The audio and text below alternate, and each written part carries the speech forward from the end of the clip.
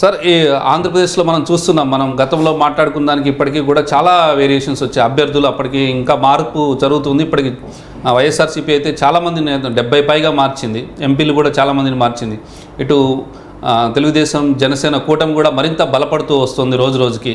So ఈ పరిణామాలన్నీ కనుక చూస్తే మనకి అంశాల వారీగా కనుక మనం చూసుకుంటే ముఖ్యంగా సంక్షేమ పథకాల మీదనే ఆంధ్రప్రదేశ్లో వైఎస్ఆర్సీపీ పార్టీ ప్రధానంగా దాని మీద దృష్టి పెట్టింది. ఈ సంక్షేమ పథకాల ప్రభావం ఆంధ్రప్రదేశ్లో ఏ రకంగా ఉంటుంది?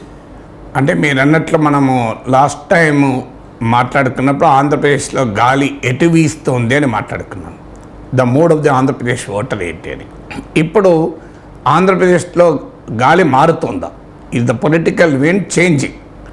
ఈ ప్రశ్నలకు మొదటిగా మీరు అన్నట్లు సంక్షేమ పథకాలు అనేది జగన్మోహన్ రెడ్డికి ప్రధానమైనటువంటి బేసిస్. అంటే రాష్ట్రంలో మళ్ళీ అధికారంలోకి రావటానికి వైఎస్ఆర్ కాంగ్రెస్ పార్టీ హోల్డ్ పెట్టుకోవటానికి కారణం సంక్షేమ పథకాలు. అంటే అటువైపేమో హోప్ అంతా టీడీపీ జనసేన పొత్తు, దాని ప్రభావం పైన ఆ ప్రతిపక్షాలు ఆశ పెట్టుకుంటే ఆ సంక్షేమ పథకాలు తనను గెలిపిస్తాయి అనేటువంటి భావన వైసీపీలో ఉంది. ఇటీవల జగన్ మాట్లాడిన మాటల్లో కూడా చూడండి, మీకు జగనే అనేవాడే లేకపోతే ఈ పథకాలు ఉండవు అనేటువంటి వాదన వైసీపీ పెడుతోంది. అంటే జగన్మోహన్ రెడ్డి గనక ఓడిపోతే పథకాలు ఉండవు అని. అయితే ఇక్కడ సంక్షేమ పథకాలకు వచ్చే వరకు 2-3 డైమెన్షన్ చెప్పాలి. ఒకటి, ఖచ్చితంగా సంక్షేమ పథకాలు మరీ ముఖ్యంగా గ్రామీణ ప్రాంతాల్లో వైఎస్ఆర్ కాంగ్రెస్ పార్టీకి బలాన్ని ఇస్తున్న ప్రత్యేకమైన అంశం ఇప్పటికీ కూడా. ఎందుకంటే జగన్మోహన్ రెడ్డి చెప్పినట్లు సుమారు 2.5 లక్షల కోట్లు ప్రజల అకౌంట్లో నేరుగా పడ్డాయని. సో దానివల్ల ఆటోమేటిక్గా అంత పెద్ద ఎత్తున డబ్బులు ముట్టాక ప్రజలు ఓట్లు వేయరా అనేటువంటి ఒక ప్రధానమైన డైమెన్షన్ ఉంది. మరి ముఖ్యంగా ఈ పథకాల వల్ల ఏమవుతుంది అంటే, ఒక పేద వర్గాలు అంటే భూమి లేని కూలీలు, అణగారిన కులాలు, పై గ్రామీణ పేదలు, నిరక్షరాస్యులు, తక్కువ చదువుకున్న వారు, వృద్ధులు, వయసు పెరిగిన వారు, ఇలాంటి వల్నరబుల్ సెక్షన్స్ అంటాం కదా గోపాల్. ఆ వల్నరబుల్ సెక్షన్ చాలా క్లియర్గా జగన్ వెనకాలన్నారు. అందుకే జగన్ క్లాస్ వార్ సిద్ధాంతాన్ని ముందుకు తీసుకొచ్చారు. పెత్తందారులపైన నా పోరాటం, పేదవాళ్ళే నా సైన్యము అని చెప్పడంలో ఉన్న గ్రౌండ్ లెవెల్ ఫీడ్బ్యాక్ ఏంటంటే, ఈ సామాజికంగా ఆర్థికంగా అణగారిన వర్గాలు, శిథిలమైన వర్గాలు చాలా క్లియర్గా వైఎస్ఆర్ కాంగ్రెస్ పైన ఉన్నాయి. అయితే వారిపైన కొన్ని భారాలు ఉన్నాయి కదా, చెత్త పన్ను పెంచారు, విద్యుత్ ఛార్జీలు పెంచారు, ఆటో ట్యాక్స్లు పెరిగాయి, అవన్నీ పెరిగాయి. ఈ ఒక చేత్తో ఇచ్చి ఇంకో చేత్తో తీసుకున్నారంటున్నారు. కానీ మనకు జరుగుతున్నది ఏంటంటే, ఈ పెరుగుదల ప్రభావము మెయిన్గా మధ్యతరగతి పైన ఎక్కువ ఉంటుంది, పట్టణ ప్రాంతాలు ఎక్కువ ఉంటుంది, గ్రామీణ ప్రాంతాల్లో కంపారిటివ్లీ తక్కువ ఉంటుంది. సో గ్రామీణ ప్రాంతాల్లో విద్యుత్ వినిమయం ఎంత ఉంటుంది మీరే చెప్పండి.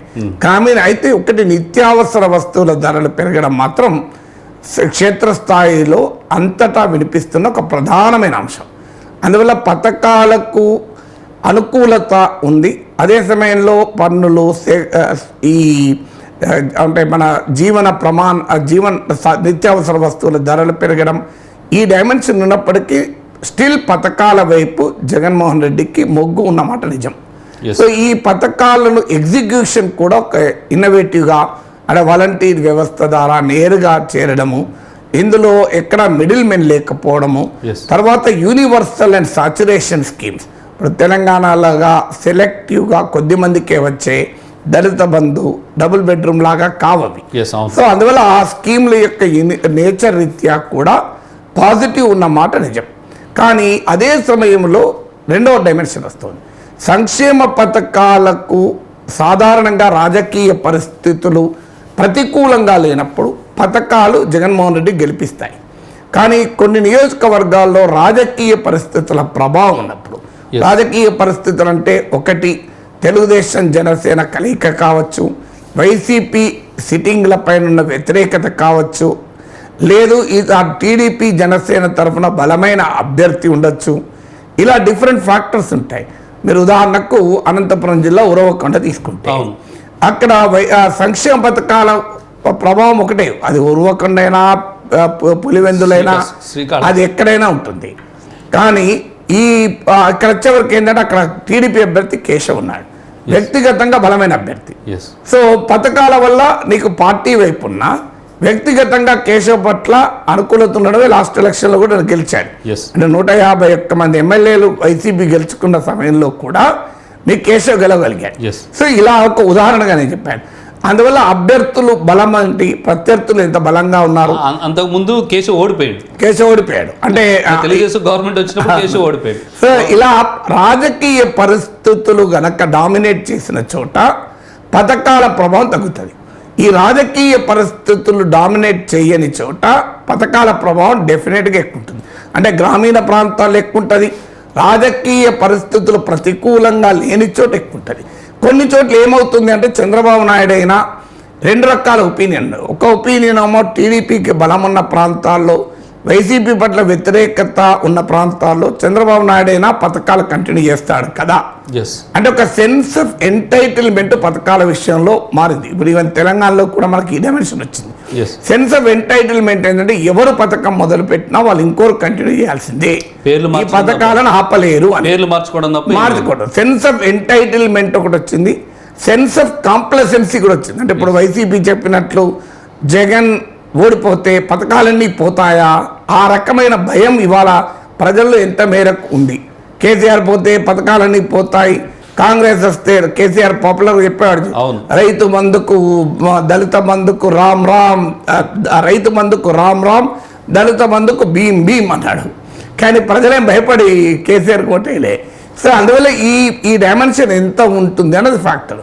తెలుగుదేశానికి కాస్త బలమున్న ప్రాంతాల్లో పథకాలు చంద్రబాబు నాయుడు వచ్చినా కూడా ఉంటాయి అనే భావన ఉంది. వైసీపీకి బలమున్న ప్రాంతాల్లోమో చంద్రబాబు నాయుడు వస్తే మళ్ళీ పథకాలు ఉంటాయా అనే ప్రశ్న ఉంది. అంటే పథకాలు కూడా function of political situation, function of political context ఉండడం ఒక గమనార్హం. అయితే ఓవరాల్గా మాత్రం జగన్కున్న బలం అంటే ప్రభుత్వం పట్ల వివిధ కారణాల రీత్యా అసంతృప్తి ఉంటే దాన్ని కౌంటర్ చేసే బలమైన సంతృప్తినిచ్చే అంశం సంక్షేమ పథకాలు. సంక్షేమ పథకాలు వైసీపీకి ఇప్పటికీ ఒక ప్రధానమైన సోర్స్ ఆఫ్ కాన్ఫిడెన్స్.